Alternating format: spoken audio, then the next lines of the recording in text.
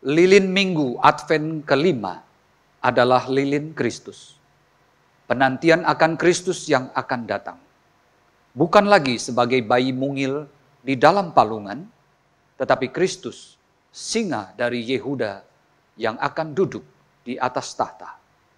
Dan segenap suku, kaum, dan bahasa akan sujud menyembah anak domba Allah yang mulia. Marilah kita menantikannya dengan tak jemu-jemu, memberitakan keselamatan yang datang dari Kristus, Sang Tunas Daud. Sambutlah terang lilin Kristus. Aku, Yesus, telah mengutus malaikatku untuk memberi kesaksian tentang semuanya ini kepadamu bagi jemaat-jemaat. Aku adalah Tunas, yaitu keturunan Daud, bintang timur yang gilang gemilang. Wahyu 22 ayat 16.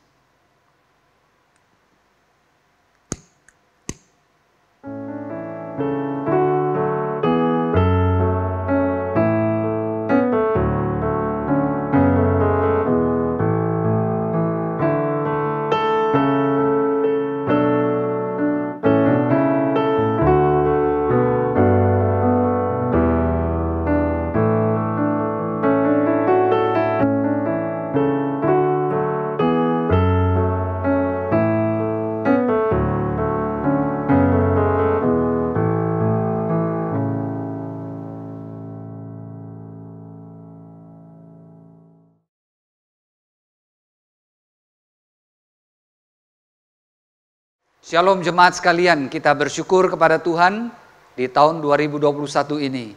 Kita diberi kesempatan untuk merayakan Natal bersama-sama. Oleh karena itu, mari kita naikkan pujian dan syukur kita kepada Tuhan. Dan kita menyerahkan acara ini mulai dari awal sampai pada akhirnya, biarlah nama Tuhan dimuliakan. Mari saudara kita masuk di dalam doa. Bapa yang baik, kami bersyukur bahwa di tengah-tengah pandemi ini, Engkau mengizinkan kami sekali lagi untuk merayakan perayaan Natal. Sungguh kami bersyukur karena Engkau memperhatikan kesengsaraan umat-Mu. Bahwa di dalam penderitaan kami memiliki pengharapan. Terima kasih Tuhan, karena Engkau rela datang ke dalam dunia yang kotor ini untuk membersihkan kami dan mengembalikan kami ke dalam sebuah hubungan yang erat dengan Engkau. Terima kasih ya Tuhan. Kami serahkan rangkaian acara pada hari ini, dari awal sampai pada akhirnya. Kiranya nama Tuhan dijunjung tinggi dan dimuliakan. Terima kasih. Dengar doa kami. Di dalam nama Tuhan Yesus, Tuhan dan Juru Selamat kami berdoa. Amin.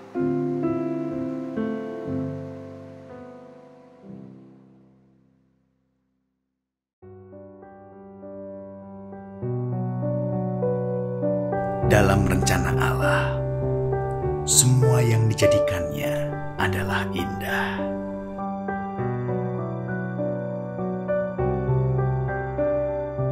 Dalam urutan ciptaannya, semua tersusun sangat rapi.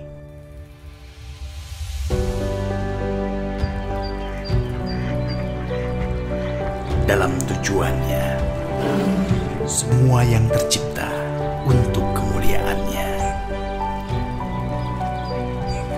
Dalam struktur dan arah ciptaannya, semua digerakkan oleh hukum kasih.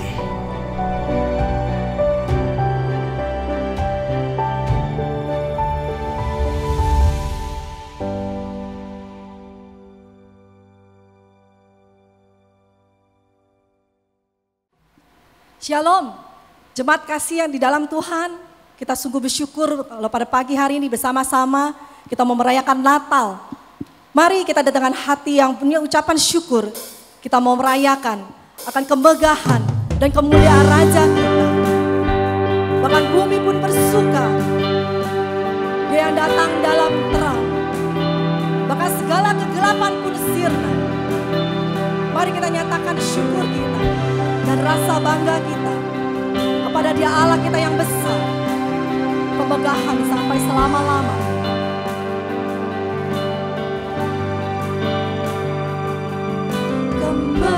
Kemegahan Raja dalam kemuliaan, bumi pun bersuka, bumi pun bersuka. Dia datang dalam terang, kegelapan pun sirna, umatnya bersujud mendengar suaranya. Katakan, besarlah Allahku, besar Allahku, nyanyikan besar Allahku, selamanya besar dan ajaib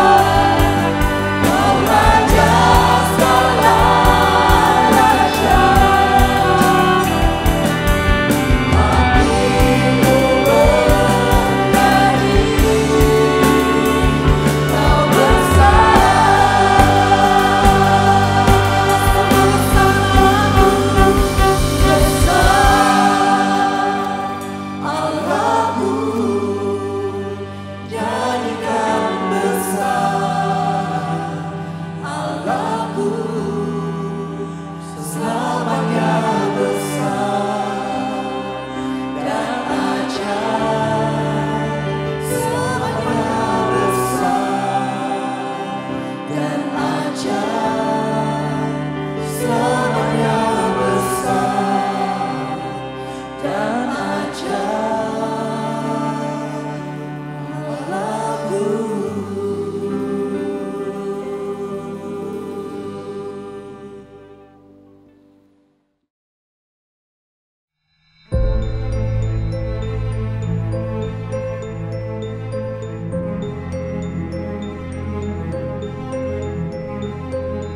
Allah yang Maha Besar berkata, "Jangan makan buah itu, kamu pasti mati." Tipuan si jahat berkata, "Kamu pasti tidak mati, kamu akan menjadi Allah."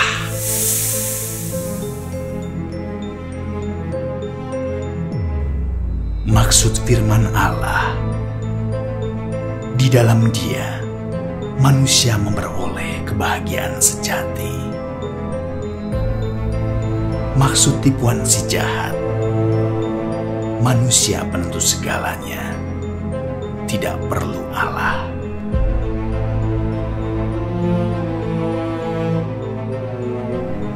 Manusia memilih hidup tanpa Allah, maka yang terjadi adalah tragedi.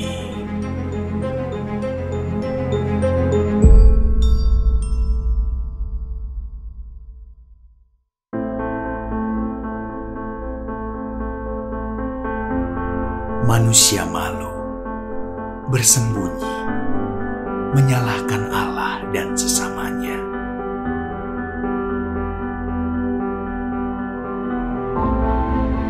Manusia tertipu, merana, menderita, bersusah payah. Si jahat merasa menang dengan tipu dayanya.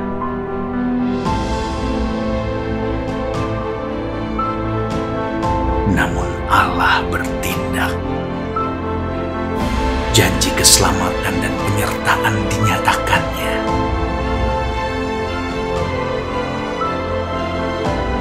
Di balik tragedi kejatuhan ini, Allah mempersiapkan rencana keselamatan yang mentransformasi.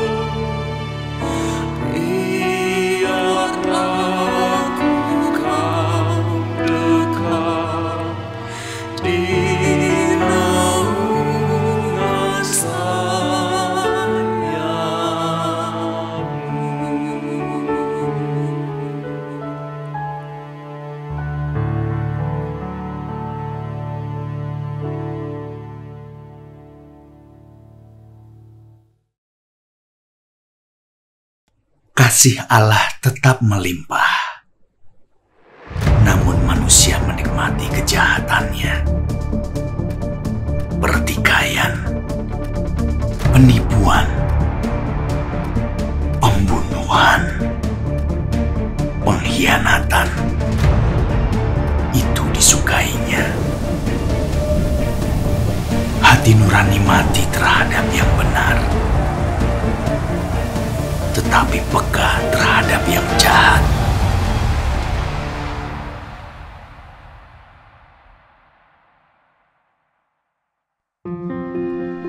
Allah tidak diam.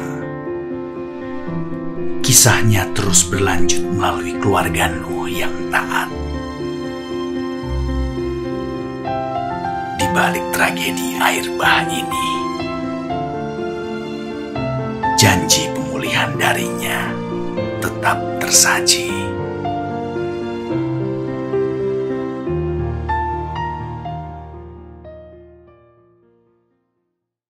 Saudara-saudara terkasih dalam Yesus Kristus, Natal adalah wujud kasih Tuhan kita pada manusia yang berdosa sehingga kita beroleh anugerah hidup yang kekal. Mari kita memuji Tuhan dengan mengangkat pujian ini. Mari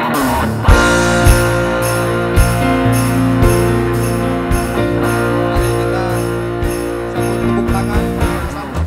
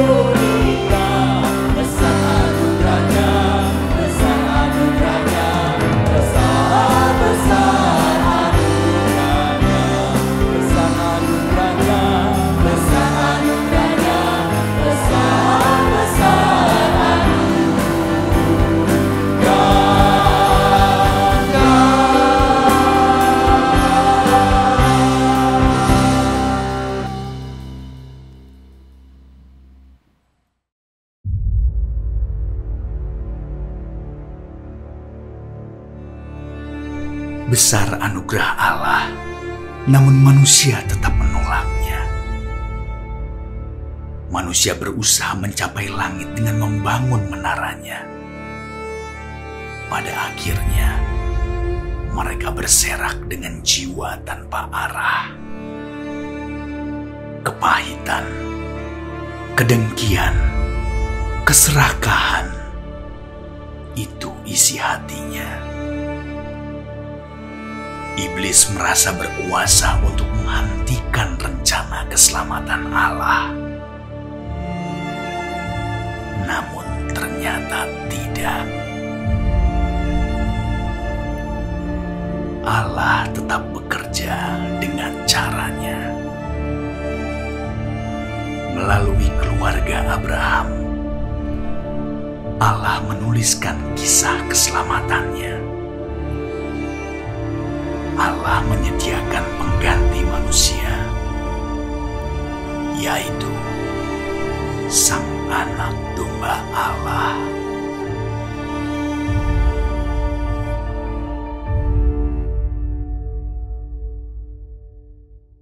Jemaat sekalian, mari pada saat ini kita boleh membawa syukur kita yang terbaik. Karena Dia Yesus Kristus yang telah mati, disalibkan untuk menebus dosa kita. Sungguh besar pengorbanannya. Dia telah menanggung segala dosa dan hina kita. Sehingga kita memperoleh hidup yang kekal. Dan memperoleh anugerah di dalam kasih Yesus Kristus. Sekarang dan sampai selama-lamanya. Mari dengan hati yang sungguh kita mau nyatakan syukur buat salib dan pengorbanan Yesus Kristus. Syukur buat salib.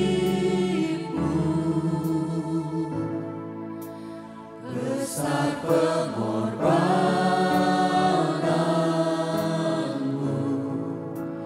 menanggung semua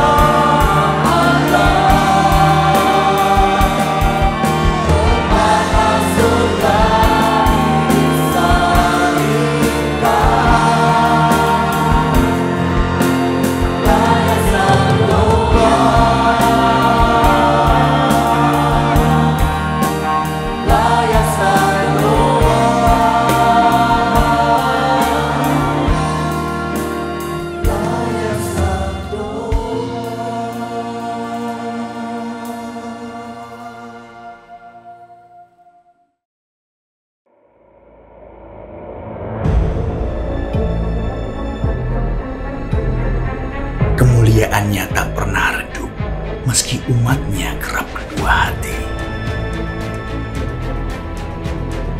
Dia tetap meneruskan rencana pemulihan yang tak pernah berhenti. Umatnya dipimpin raja-raja yang selalu berganti. Ternyata tidak satupun raja yang benar-benar sakti. Akhirnya kerajaan itu terbagi menjadi dua. Sungguh adalah tragedi.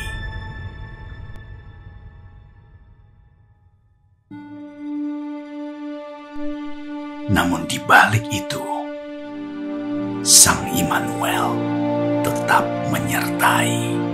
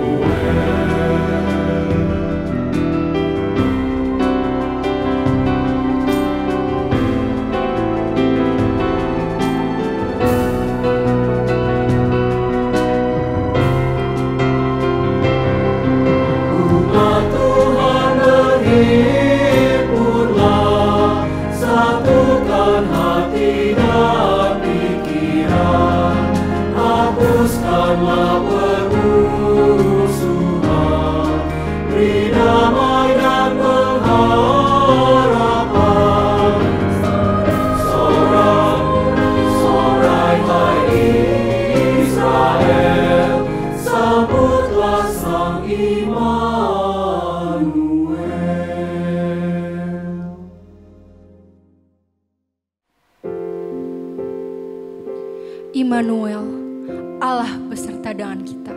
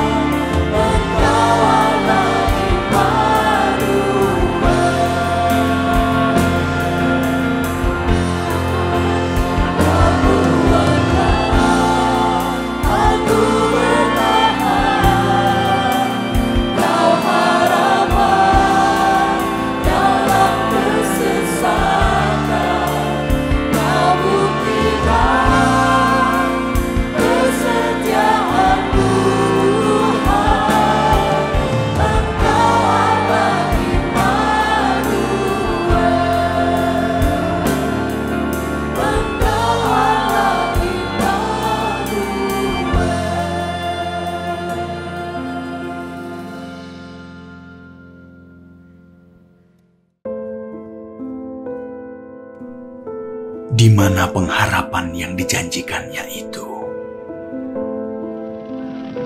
Mengapa tangisan di Rama terjadi? Anak-anak dipisahkan dari ibunya. Kepedihan tak lagi semu. Yehuda melawan Raja Damai. Israel tak mau mengabdi. Sang Raja Damai pun datang. Dunia pun meradang. Herodes sang raja boneka, hati nuraninya hilang. Tak peduli ratusan nyawa anak melayang. Demi tahta dan kuasa tetap bersulang. Di balik tragedi tumpahnya darah anak-anak di Bethlehem, Allah menyediakan darah anaknya untuk memulihkan jiwa yang kelam.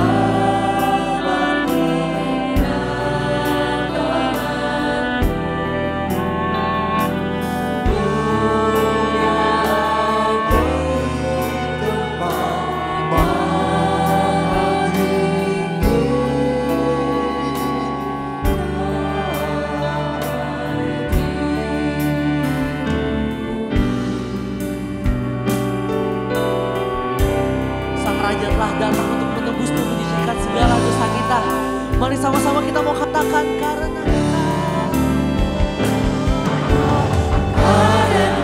kita yang beriman,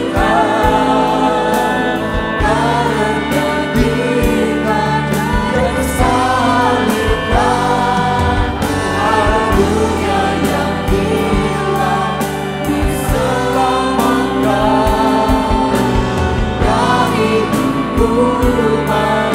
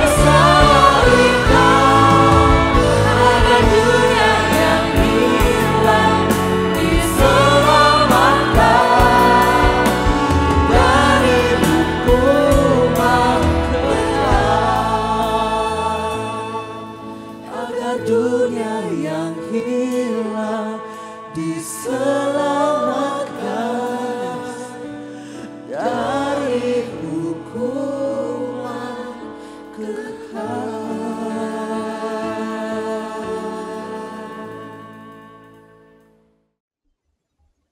Shalom saudara, saya bersyukur hari ini boleh berbagi berkat firman Tuhan bersama dengan saudara di dalam kebaktian Natal pada hari ini. Saudara, sebelum kita sama-sama merenungkan satu bagian firman Tuhan, mari saya ajak kita berdoa bersama-sama dan kita memohon berkat dari Tuhan. Bapa di dalam surga, kami datang kepadamu ya Tuhan. Tuhan, kami sangat bersyukur untuk kasih-Mu. Dan hari ini ya Tuhan, kami mengingat kasih-Mu, kami merayakan kasih-Mu ya Tuhan pada waktu kebaktian Natal ini. Dan Tuhan, kami berdoa ya Tuhan, ketika sebentar kami juga akan membaca dan merenungkan sebagian dari firman-Mu. Tuhan juga tolong kami untuk kami kembali mengerti kasih-Mu dan mengalami lagi kasih-Mu. Tuhan berkati pemberitaan firman, Tuhan berkati setiap kami dimanapun kami berada. Biarlah ya Tuhan, firman-Mu sekali lagi menarik kami mendekat kepadamu. Terima kasih ya Tuhan, kami serahkan waktu di depan kami ke dalam tangan Tuhan, di dalam nama Tuhan kami, Yesus Kristus. Amin. Saudara, satu bagian Alkitab saya ajak kita lihat bersama dari Injil Matius pasal yang kedua ayat 13 sampai 23. Injil Matius pasal yang kedua ayat 13 sampai 23. Saya akan bacakan bagi kita semua, demikian firman Tuhan. Setelah orang-orang Majus itu berangkat, nampaklah malaikat Tuhan kepada Yusuf dalam mimpi dan berkata, "Bangunlah, ambillah anak itu serta ibunya, larilah ke Mesir dan tinggallah di sana sampai aku berfirman kepadamu, karena Herodes akan mencari anak itu untuk membunuh dia." Maka Yusuf pun bangunlah, diambilnya anak itu serta ibunya malam itu juga, lalu menyingkir ke Mesir dan tinggal di sana hingga Herodes mati. Hal itu terjadi supaya genaplah yang difirmankan Tuhan oleh Nabi, "Dari Mesir kupanggil anakku." Ketika Herodes tahu bahwa ia telah diperdayakan oleh orang-orang Majus itu, ia sangat marah, lalu ia menyuruh membunuh semua anak di Bethlehem dan sekitarnya, yaitu anak-anak yang berumur 2 tahun ke bawah, sesuai dengan waktu yang dapat diketahuinya dari orang-orang Majus itu.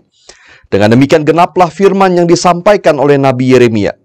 Terdengarlah suara di Rama, tangis dan ratap yang amat sedih. Rahel menangisi anak-anaknya dan ia tidak mau dihibur sebab mereka tidak ada lagi. Setelah Herodes mati, nampaklah malaikat Tuhan kepada Yusuf dalam mimpi di Mesir, katanya, "Bangunlah, ambillah anak itu serta ibunya dan berangkatlah ke tanah Israel, karena mereka yang hendak membunuh anak itu sudah mati." Lalu Yusuf pun bangunlah, diambilnya anak itu serta ibunya dan pergi ke tanah Israel.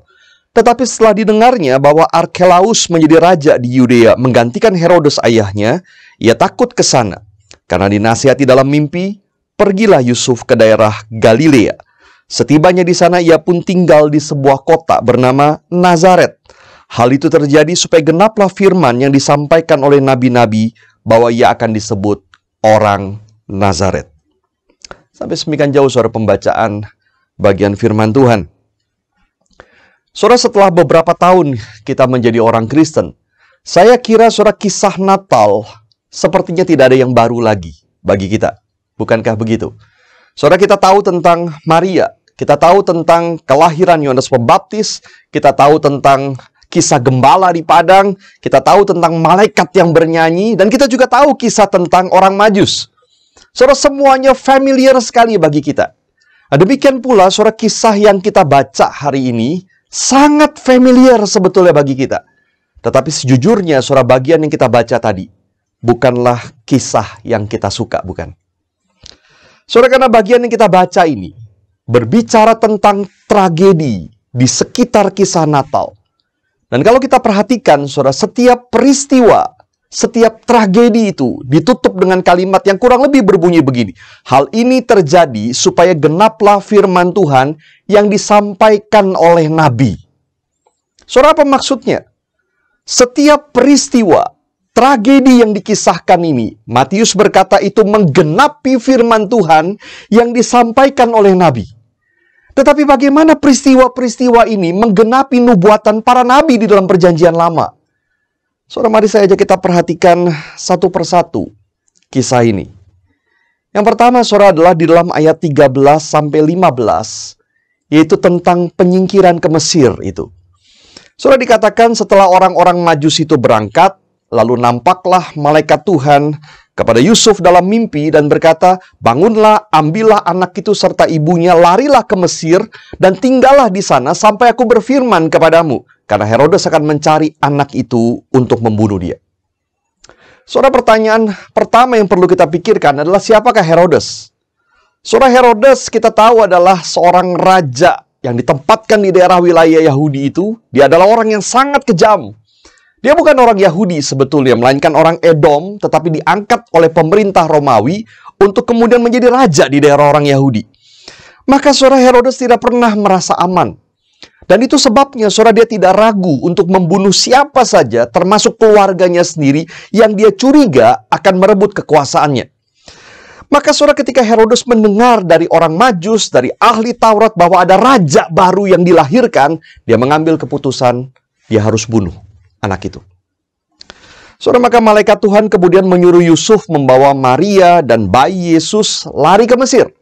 Dan perintah malaikat itu jelas, "Tinggallah di Mesir sampai aku berfirman kepadamu." Maka Yusuf kemudian bangun tengah malam itu juga, lalu dia lari membawa keluarganya ke Mesir dan kemudian tinggal di sana. Tetapi saudara, yang sangat menarik adalah Matius kemudian mengatakan, hal itu terjadi supaya genaplah yang difirmankan Tuhan oleh Nabi, "Dari Mesir kupanggil anakku." Artinya, saudara, larinya Yesus ke Mesir adalah supaya suatu kali Yesus keluar lagi dari Mesir dan menggenapi firman, "Dari Mesir kupanggil anakku." Saudara, apa maksudnya? Firman yang digenapi itu adalah Hosea pasal yang ke-11 ayat yang pertama. Dan peristiwa yang dimaksud oleh Hosea adalah keluarnya Israel dari perbudakan di Mesir. Selama ratusan tahun saudara, bangsa Israel diperbudak di Mesir. Lalu Tuhan dengan ajaib menyelamatkan mereka, membawa mereka keluar dari Mesir. Maka Tuhan berkata, "Dari Mesir kupanggil anakku." Tetapi saudara, Hosea juga mengatakan bahwa Israel setelah dipanggil keluar dari Mesir oleh Tuhan, mereka terus menjauh dari Allah lagi. Mereka sudah dibebaskan, tetapi mereka kembali memberontak kepada Tuhan. Mereka seperti kembali ke Mesir. Maka Allah kemudian akan menghukum mereka, tetapi juga akan memanggil mereka kembali lagi keluar dari Mesir. Seperti dari Mesir, dari perbudakan dosa, mereka akan dipanggil keluar dan kembali kepada Allah. Tuhan berkata, "Dari Mesir kupanggil anakku." Saudara, pertanyaannya, apa maksudnya Matius kemudian mengutip ayat itu di sini? Saudara, Yesus seringkali digambarkan sebagai Israel yang sejati. Dan itu ditunjukkan di dalam banyak hal. Sebagaimana Israel dicobai di padang gurun selama 40 tahun, Yesus dicobai di padang gurun selama 40 hari. Sebagaimana Israel digambarkan sebagai pohon anggur yang tidak berbuah, Yesus adalah pohon anggur yang berbuah, yang benar, yang menghasilkan buah, dan membuat semua orang bahkan yang menempel kepadanya juga menghasilkan buah. Demikian pula sebagaimana Israel disebut anak Allah, Yesus adalah anak Allah yang sejati. Saudara, maka kelahiran Yesus adalah tanda penggenapan nubuat Hosea, bahwa Tuhan akan memanggil kembali anak-anaknya dari Mesir, dari perbudakan dosa, dari segala kejahatan. Yesus, anak Allah yang sejati, dipanggil keluar dari Mesir, supaya anak-anak Allah yang lain yang percaya kepada Yesus juga dipanggil keluar dari Mesir, dari perbudakan, dan dibebaskan oleh Tuhan. Saudara, maka Matius sedang menyampaikan pengharapan di sini. Banyak orang menderita di dalam dunia. Banyak orang diperbudak oleh dosa. Dan Matius mengingatkan mereka, Hosea pernah bernubuat, Allah mau memanggil kamu keluar dari Mesir, dari perbudakan, dari hidup yang tidak mengenal Allah, dari hidup yang berontak kepada Allah. Yesus menggenapi itu. Ini yang pertama. Yang kedua, saudara, ayat 16-18 bicara tentang pembunuhan anak-anak di Bethlehem. Saudara, setelah datang ke Herodes, orang Majus kemudian pergi menyembah Yesus. Dan Herodes menunggu orang-orang Majus kembali kepadanya, memberitahu dia di mana Yesus, supaya kemudian dia dapat membunuhnya. Tetapi setelah dia menunggu beberapa waktu, dia sadar bahwa ternyata dia diperdayakan oleh orang-orang Majus. Karena mereka tidak kembali kepadanya, melainkan mereka mengambil jalan lain untuk langsung pulang ke negeri asal mereka. Saudara, maka dengan sangat marah, Herodes kemudian menyuruh membunuh semua anak di Bethlehem dan sekitarnya yang berusia 2 tahun ke bawah. Artinya kurang lebih, berdasarkan perkiraan waktu yang ada, Yesus berusia di bawah 2 tahun. Mungkin baru beberapa bulan atau hampir 2 tahun. Dan Herodes menyuruh membunuh semua anak berusia di bawah 2 tahun di daerah Bethlehem dan sekitarnya. Dan Matius kemudian berkata, dengan demikian genaplah firman yang disampaikan oleh Nabi Yeremia. Terdengarlah suara di Rama, ratap tangis, tangis dan ratap yang amat sedih. Rahel menangisi anak-anaknya dan ia tidak mau dihibur sebab mereka tidak ada lagi. Saudara, apa maksudnya? Firman yang dimaksud digenapi ini adalah Yeremia pasal 31 ayat 15 yang bicara tentang pembuangan bangsa Israel ke Babel.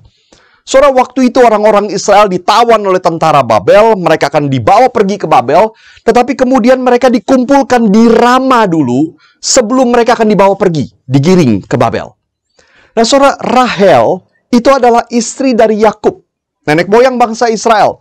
Dan kubur daripada Rahel itu tidak jauh dari Rama.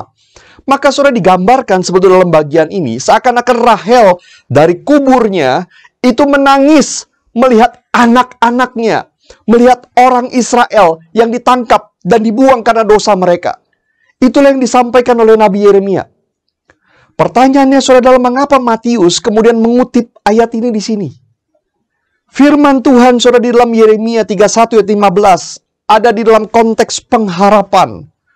Allah seakan-akan berkata begini, sekalipun ada air mata yang mengalir, sekalipun ada kesedihan yang sangat besar, tetapi ada harapan yang tidak kalah besar, karena orang-orang yang dibuang itu pasti akan kembali. Mereka pasti akan diselamatkan. Saudara, maka sekarang Matius mengutip Yeremia 31 ayat 15 ini, seakan-akan dia juga berkata begini, sekalipun ada air mata dari ibu-ibu di Bethlehem yang anaknya mati dibunuh oleh Herodes. Sekalipun duka cita itu begitu besar, kehilangan anak, kehilangan orang yang dikasihi. Sekalipun kamu berteriak dan seakan-akan tidak ada jalan keluar, tidak ada yang mengerti betapa sakitnya hatimu itu. Lihatlah, ada pengharapan yang sangat besar karena Yesus akan memberikan keselamatan. Sekalipun hari ini kau menangis, air matamu akan dihapuskan oleh Tuhan karena Yesus sudah datang. Tangisan penderitaan manusia akan diakhiri oleh Tuhan karena di balik duka cita yang besar itu ada pengharapan yang jauh lebih besar. Ini yang kedua yang disampaikan oleh Matius. Yang ketiga, saudara, di ayat 19 sampai 23 dia bicara tentang kembalinya Yesus dari Mesir ke Nazaret. Setelah Herodes mati, saudara, sekali lagi malaikat Tuhan datang kepada Yusuf dan kemudian menyuruh dia kembali ke Israel. Tetapi kembali kemana? Saudara, Matius mengatakan setelah didengar Yusuf bahwa Arkelaus menjadi raja di Yudea, maka dia tidak jadi pergi ke sana. Artinya, saudara, Yusuf pada mulanya dia ingin membawa keluarganya tinggal di Yudea, di daerah Yudea itu. Dan itu berarti sangat mungkin adalah di kota Bethlehem, karena itu adalah kota asal nenek moyangnya. Tetapi saudara, karena dia takut kepada Arkelaus, dia tidak jadi pergi ke Yudea, dan Yusuf kemudian menerima nasihat di dalam mimpi untuk pergi ke Galilea. Dan dia memutuskan ke daerah Galilea dan tinggal di Nazaret. Saudara, Tuhan memimpin dia dengan supranatural untuk kemudian tinggal di Nazaret. Dan Matius kemudian mengatakan hal itu terjadi supaya genaplah firman yang disampaikan oleh nabi-nabi bahwa ia akan disebut orang Nazaret. Saudara, kalau Yusuf ke Yudea dan dia tinggal di Bethlehem, maka cerita akan berbeda. Tetapi karena situasi yang tidak aman, Yusuf tidak ke Yudea, dan kemudian Tuhan memimpin dia ke Galilea, ke Nazaret. Dan genaplah firman, Yesus disebut orang Nazaret. Saudara, apa maksudnya? Saudara, tidak banyak yang memperhatikan bahwa kalimat ini sebetulnya sangat aneh. Karena di dalam bagian ini, Matius tidak mengutip ayat manapun di dalam perjanjian lama. Bahkan sebetulnya saudara, kalimat ini tidak ada di dalam perjanjian lama. Kalau tadi yang pertama dari Hosea, yang kedua dari Yeremia, tetapi yang ketiga ini tidak ada di dalam perjanjian lama. Maka firman yang mana yang genap? Nabi yang mana yang mengatakan itu? Saudara, Matius mengatakan firman ini adalah yang disampaikan oleh nabi-nabi. Bukan satu nabi, tetapi banyak nabi. Saudara, apa artinya? Galilea adalah daerah yang sangat direndahkan oleh orang Yahudi. Saudara, di dalam Injil Yohanes, ketika beberapa orang yang mendengar perkataan Yesus kagum kepada dia, lalu kemudian berkata, ini pasti nabi yang akan datang. Beberapa orang bahkan berkata, ini Mesias. Maka beberapa orang lain kemudian yang mendengar itu langsung menyanggah. Tidak mungkin ada nabi datang dari Galilea. Tidak mungkin Mesias datang dari Galilea. Karena Galilea adalah daerah yang rendah dan tidak diperhitungkan. Dan Nazaret, saudara, sebuah tempat kecil di daerah Galilea itu adalah tempat yang sangat rendah di daerah Galilea. Nazaret, saudara, adalah tempat yang sangat kecil, tidak pantas disebut kota, bahkan desa yang hari ini kita kenal pun jauh lebih besar daripada Nazaret. Itu tempat yang betul-betul tidak ada apa-apanya. Maka apa artinya ketika Yesus disebut sebagai orang Nazaret? He is nobody. Dia bukan siapa-siapa. Dia tidak masuk hitungan bagi manusia. Saudara, Yesus memang lahir di Bethlehem. Alkitab mengatakan demikian. Dan akan sangat berbeda kalau Yesus bukan hanya lahir di Bethlehem, tetapi kemudian tinggal di Bethlehem, dan kemudian dia akan disebut Yesus orang Bethlehem. Akan berbeda. Karena Bethlehem, saudara, adalah kota Daud. Dan orang mengerti bahwa Mesias memang akan datang dari Bethlehem. Tetapi sekalipun Yesus lahir di Bethlehem, dia tidak tinggal di Bethlehem. Dia dibawa ke Galilea, tinggal di Nazaret, supaya dia bisa disebut orang Nazaret. Dan orang tidak tahu dia berasal dari Bethlehem. Saudara, Tuhan yang memimpin Yusuf untuk pergi ke Nazaret. Dan Matius berkata ini menggenapi firman yang disampaikan oleh para nabi, banyak nabi, bahwa dia akan dihina dan tidak dianggap, tidak masuk di dalam hitungan orang. Karena Yesus memang tidak datang dengan segala kemuliaan, tetapi sebagai hamba yang dihina orang. Saudara, inilah yang disampaikan Matius di dalam bagian ini.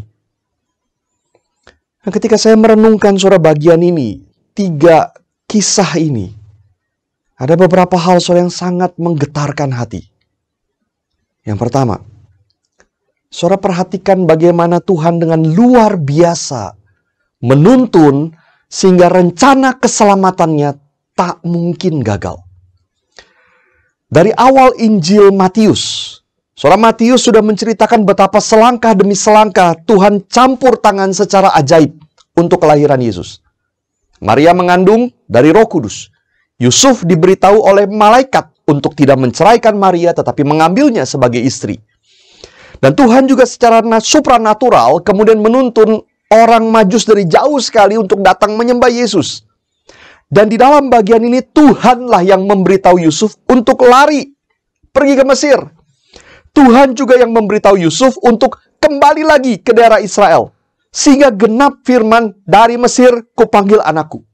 Lalu Tuhan yang menuntun Yusuf jangan ke Yudea tetapi ke Galilea. Supaya Yesus disebut orang Nazaret. Selangkah demi selangkah Tuhan tuntun. Saudara, untuk apa Tuhan lakukan semua ini? Supaya rencananya menyelamatkan manusia tak mungkin gagal. Sekalipun ada tangisan, sekalipun ada penderitaan, tetapi ada pengharapan besar bagi manusia, tak mungkin gagal karena Allah bekerja. Saudara, Ada banyak kejadian, saudara, di dalam dunia ini yang membuat kita seringkali sebagai orang Kristen bertanya, mengapa Tuhan izinkan? Mengapa Tuhan biarkan? Mengapa Tuhan seperti diam? Tetapi seringkali, saudara, kita lupa, we are dealing with God. Kita sedang berhadapan dengan Tuhan. Dia bukan sembarangan, dia Tuhan. Saudara, kalau saudara ingat sebuah mazmur yang sangat luar biasa, yaitu mazmur dalam Mazmur 2. Saudara, dikatakan di sana begini, bangsa-bangsa rusuh, raja-raja bersiap-siap dan bermufakat bersama untuk melawan Tuhan dan yang diurapinya, yaitu Yesus. Mereka bersama-sama berkumpul, bermufakat melawan Tuhan. Dan reaksi Tuhan dikatakan, dia tertawa. Dia mengolok-olok mereka. Saudara, artinya apa yang bisa dilakukan manusia untuk menggagalkan rencana Tuhan? Kuasa apa yang bisa dikumpulkan manusia untuk melawan Tuhan? Tuhan tertawa dan mengolok mereka. Tapi apakah itu berarti bahwa tidak akan ada kejadian yang menyakitkan di dalam dunia ini bagi kita? Apakah itu berarti tidak akan ada penderitaan, tidak akan ada kekacauan yang kemudian membuat kita bisa mempertanyakan Tuhan? Saudara, bukan itu maksudnya. Sama seperti apa yang dialami oleh Yusuf, Maria, dan Yesus. Saudara, kelahiran Yesus membuat mereka sangat menderita. Ditolak orang kampungnya, dihina, lalu mereka harus berjalan jauh pergi ke Bethlehem. Dan setelah Yesus lahir pun mereka harus ketakutan, bangun tengah malam, lari pergi ke Mesir. Mereka harus mengalami sulitnya perjalanan, kemudian membangun hidup lagi di Mesir.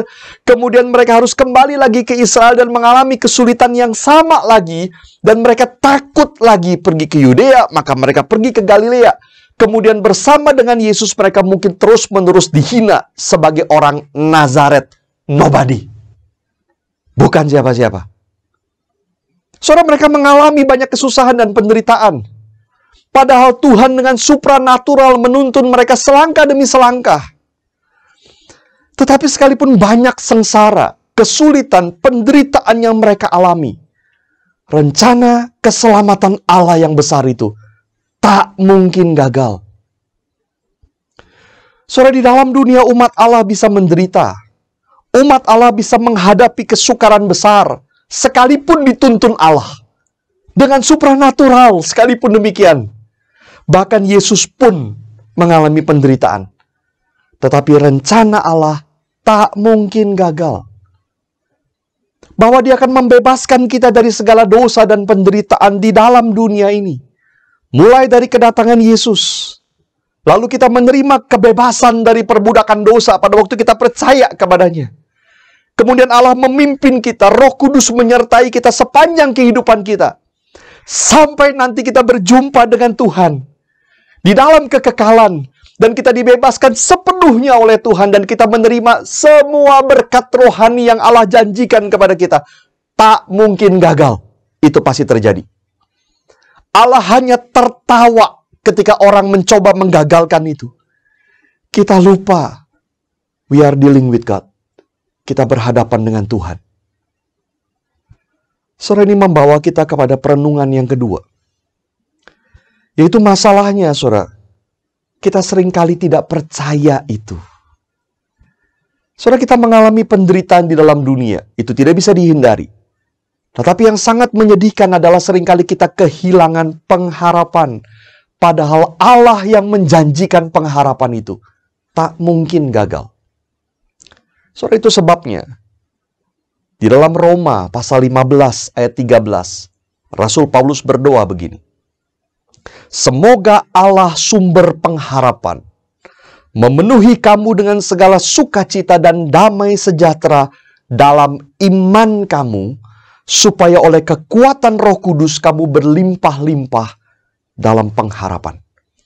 Allah disebut sebagai sumber pengharapan, the God of hope.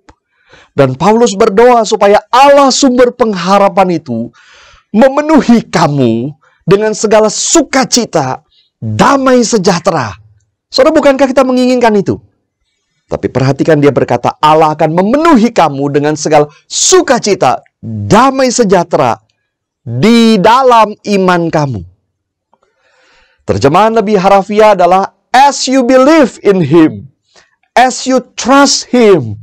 Pada waktu kamu percaya kepadanya, pada waktu kamu beriman kepadanya, kamu akan terima itu.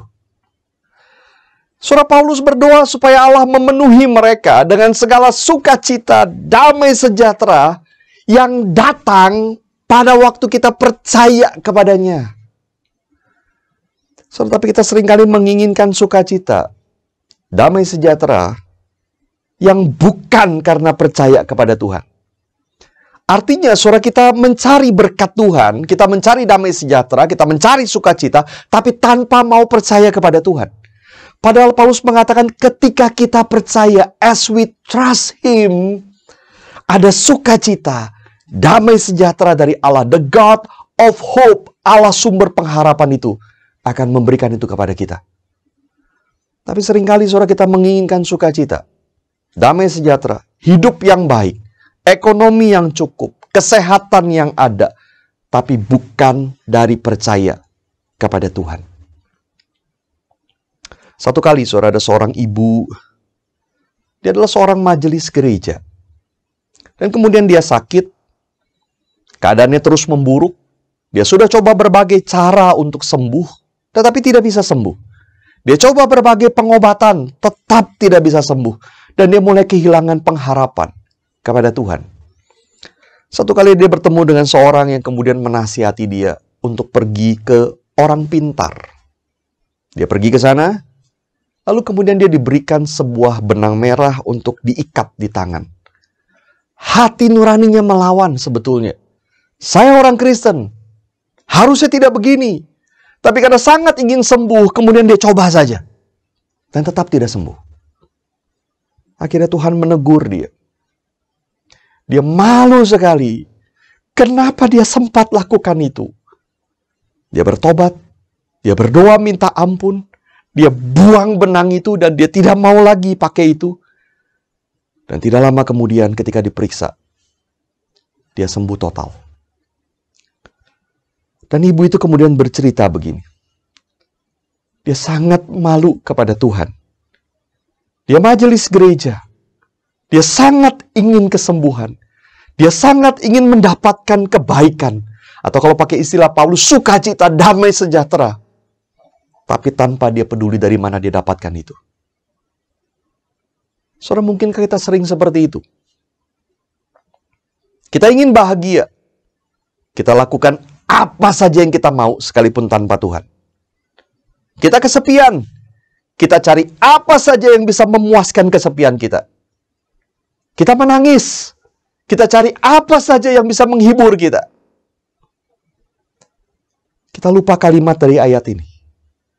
Paulus berdoa supaya Allah berikan kita sukacita dan damai sejahtera. Dia tahu itu yang kita butuhkan. Dia tahu itu yang Allah mau. Dan itu yang Allah pasti akan berikan kepada kita. Tetapi ada kalimat. As you trust Him. As you believe in Him. Pada waktu kamu percaya kepadanya. Dan Rasul Paulus selalu meneguhkan ini. Di dalam Roma pasal 8. Ayat yang ke-32, saya bacakan. Ia yang tidak menyayangkan anaknya sendiri, tetapi yang menyerahkannya bagi kita semua. Bagaimana mungkin ia tidak mengaruniakan segala sesuatu kepada kita bersama-sama dengan dia. Saudara, Paulus memakai cara perbandingan untuk menolong kita mengerti hal ini. Persis sama seperti kita berkata begini. Kalau batu saja dia bisa angkat, apalagi cuman kertas. Atau misalnya saudara, kalau saya ganti begini. Kalau nasi sebakul saja dia bisa habiskan, apalagi cuman sepiring. Pakai bentuk perbandingan. Dan Paulus menggunakan cara yang sama, dia berkata begini. Kalau anaknya saja dia serahkan bagi kita, bagaimana mungkin dia tidak mengaruniakan yang lainnya? Kalau anaknya saja dia tidak sayangkan itu, dia serahkan bagi kita, bagaimana mungkin dia tidak memberikan yang lainnya? Saudara, waktu kita kehilangan pengharapan, lihatlah Yesus yang datang ke dunia dan mati tersalib bagi kita. Jikalau Tuhan berikan itu, sebesar itu kasih-Nya, mungkinkah sore hari ini Dia tidak mengaruniakan segala yang baik kepada kita? Saudara, betul, hari ini saudara, Tuhan tidak janjikan tidak akan ada penderitaan. Tuhan tidak pernah janjikan itu. Tetapi Tuhan janjikan penyertaan. Tuhan janjikan kekuatan.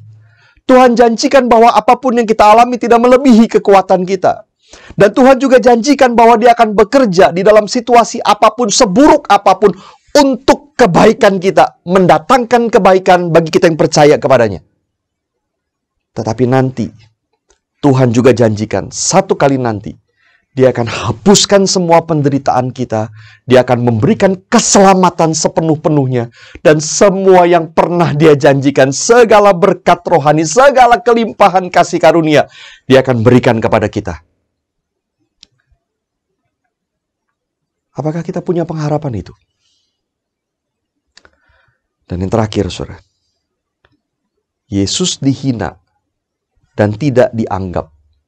Tetapi sesungguhnya itu adalah rencana Allah. Seorang orang pikir bebas untuk menghina Dia. Padahal Yesus yang memilih untuk diperlakukan seperti itu.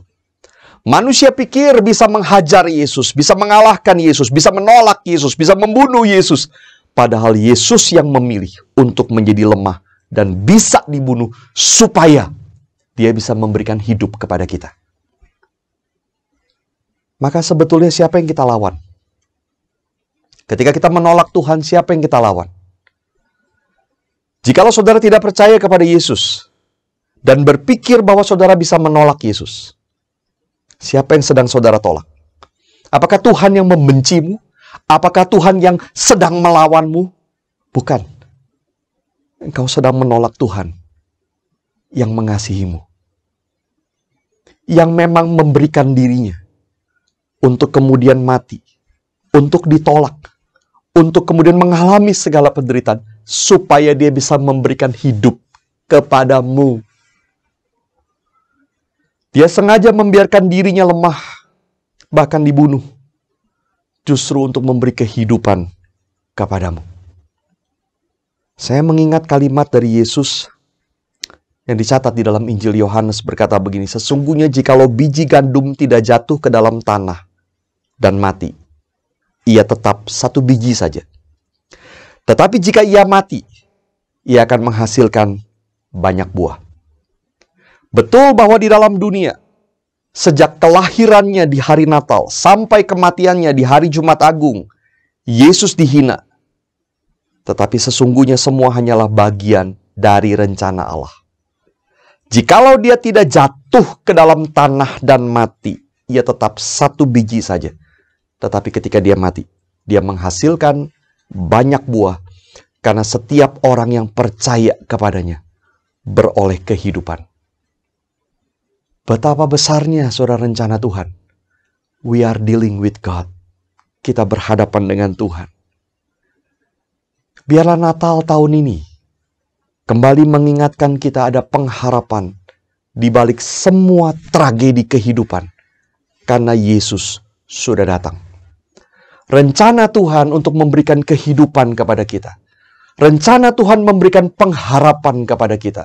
Dia membebaskan kita dari perbudakan dosa. Dia menyertai kita di dalam kehidupan yang penuh dengan penderitaan ini. Supaya satu kali nanti Dia memberikan kehidupan dan segala kasih karunia-Nya di dalam kekekalan itu bagi kita. Rencana itu tak mungkin gagal. Dan rencana itu Allah tunjukkan mulai dari hari Natal. Biarlah kita terus-menerus memandang kepada Tuhan. Berharap kepada Tuhan di tengah dunia hari ini. Mari kita tundukkan kepala. Sore saja kita teduh di hadapan Tuhan. Masing-masing saudara berdoa kepada Tuhan. Dimanapun saudara berada, teduhkan hatimu, berespon kepada firman Tuhan. Hari Natal, kita mengingat Yesus datang ke dalam dunia. Tapi Dia bukan sekedar datang sebagai bayi kecil, lucu, lemah, tapi Dia adalah Tuhan. Dan kedatangan Tuhan ke dalam dunia membawa pengharapan bagi kita. Hari ini hidup kita mungkin penuh banyak penderitaan. Saya tidak tahu apa yang saudara alami. Mungkin saudara kehilangan keluarga. Mungkin saudara menangis di tengah banyaknya penderitaan. Mungkin saudara kesepian. Mungkin saudara mengalami sakit. Mungkin saudara mengalami ekonomi yang hancur. Mari pandang kepada Tuhan, bahwa ada pengharapan di dalam Tuhan. Di depan sana Dia menjanjikan kekekalan, hidup yang bebas dari penderitaan. Tetapi hari ini pun Dia bersama dengan kita. Masing-masing berdoa kepada Tuhan.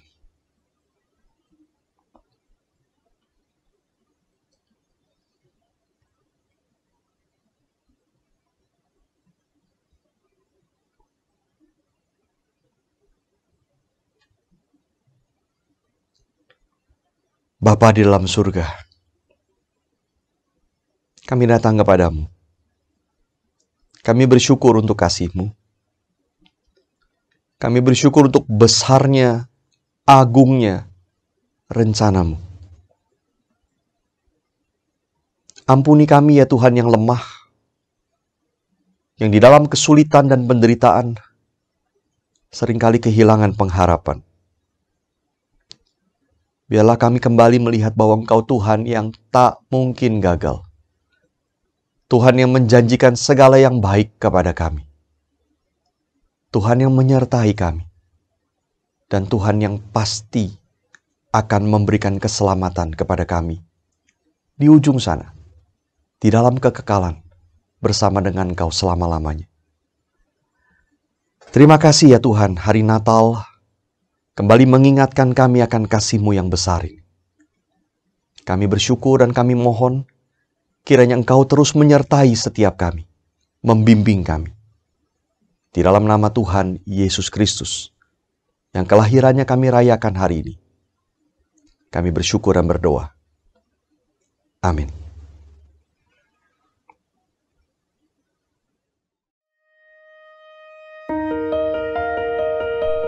Di balik tragedi demi tragedi, Kristus selalu hadir menyertai.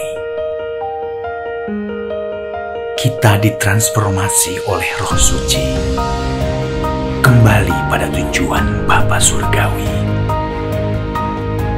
menikmati dan memuliakannya tiada henti,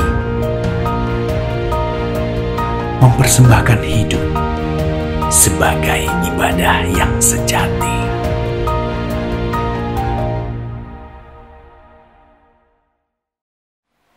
Saudara-saudara sekalian, mari kita memberikan persembahan melalui transfer bank ataupun scan QRIS.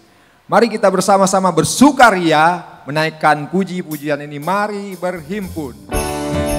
Haleluya.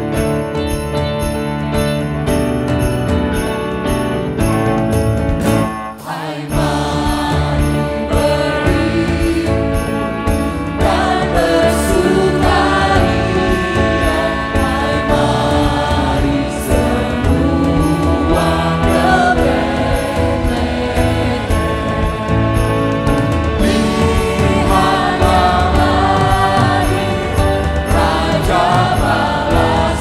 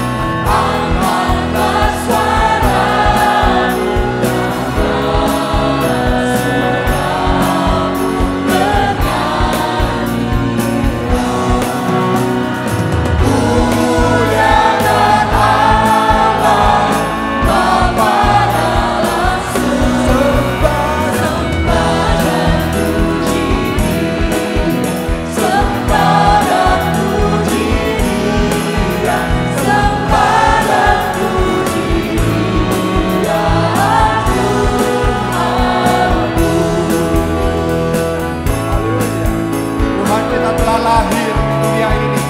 Dia adalah firman yang menjelma menjadi manusia. Haleluya.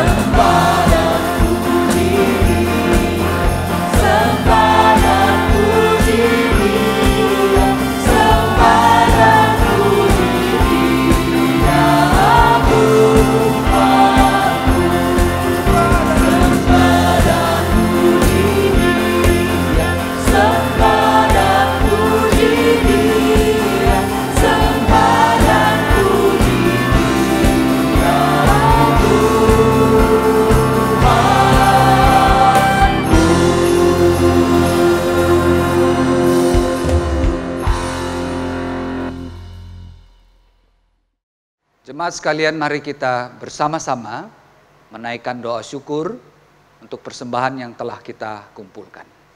Mari kita berdoa. Bapa kami yang di surga, sekali lagi kami datang kepadamu dan kami bersyukur untuk anugerah keselamatan yang kami terima. Demikian juga kami bersyukur untuk berkat-berkat jasmani yang Tuhan sudah limpahkan di dalam hidup kami. Dan kini kami bawa sebagian yang telah kami persembahkan. Tuhan, pakailah persembahan ini menjadi alat yang berguna dalam pekerjaan pelayanan. Kami serahkan setiap orang yang sudah memberi dengan sukacita. Tuhan memberkati pekerjaan mereka. Terima kasih Bapa, dengarlah doa kami di dalam nama Tuhan Yesus. Amin. Shalom jemaat yang dikasihi Tuhan. Salam damai sejahtera bagi kita semua. Saya mengucapkan selamat Hari Natal bagi jemaat sekalian. Kiranya damai dan pengharapan kita di dalam Yesus Kristus senantiasa menaungi kehidupan saudara. Saya juga menyambut kehadiran saudara yang pertama kali ikut beribadah bersama dengan kami di GKJ Kartini. Selamat datang bagi saudara. Kami senang saudara dapat beribadah dengan kami.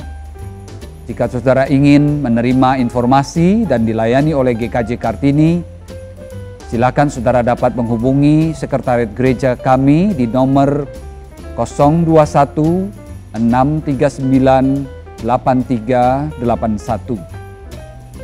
Saudara, mari kita simak pengumuman ibadah awal tahun GKJ Kartini.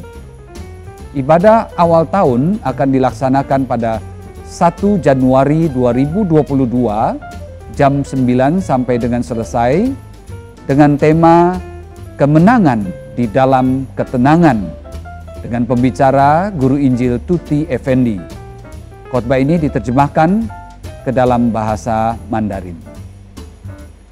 Ibadah ini dilaksanakan hanya secara online di channel YouTube GKJ Kartini. Tidak ada ibadah onsite yang berlangsung. Maka saudara dapat beribadah di rumah bersama dengan keluarga yang terkasih. Demikian pengumuman ini. Saya terus menghimbau agar jemaat dapat tetap menjaga kesehatan diri dan setia dalam kehidupan rohani saudara. Terima kasih. Tuhan Yesus memberkati. Kini adalah masa penantian kedatangannya yang kedua kali. Selama menanti, tragedi demi tragedi bisa terjadi. Pandemi tak bisa dihindari, melainkan dihadapi. Air mata kesakitan, kehilangan tak dapat disesali. Tak perlu lagi bertanya mengapa semua ini terjadi, melainkan bagaimana seharusnya menghadapi tragedi ini. dengan memberi hati ditransformasi oleh Roh Suci. Bukan lagi diri ini, melainkan Kristus sebagai pengendali. Tekun berdiam diri di hadapan Bapa yang penuh kasih. Relasi demi relasi diperbaiki. Di balik tragedi, Tuhan Yesus selalu menyertai, menuntun menuju pengharapan yang sejati, yaitu langit, bumi, dan Yerusalem baru yang sedang dinanti.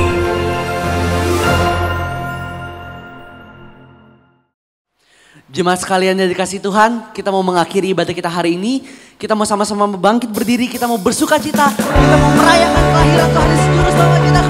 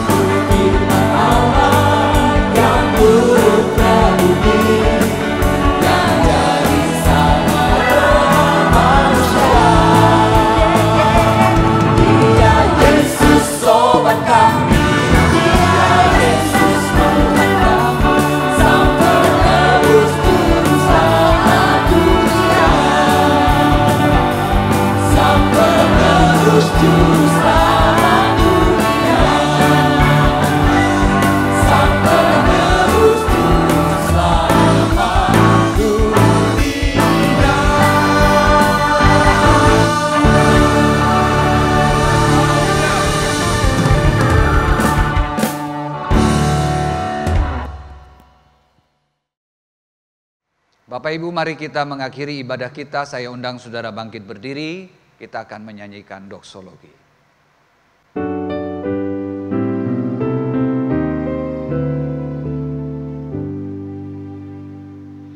Puji Allah Bapa Putra,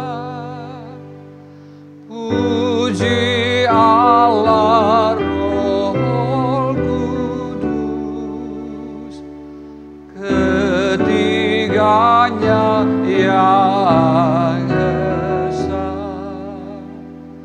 Pohon selamat sumber berkat. Amin.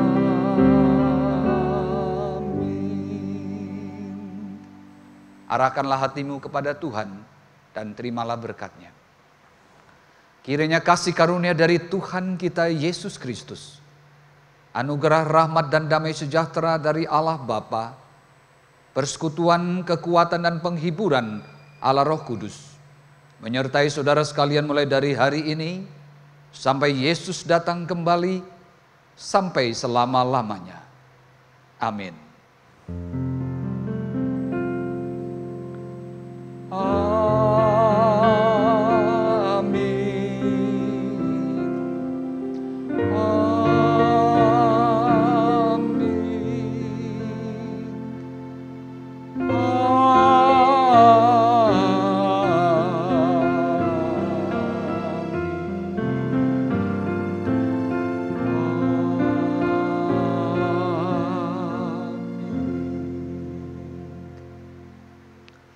Silakan duduk, doa teduh kebaktian selesai. Selamat Hari Natal.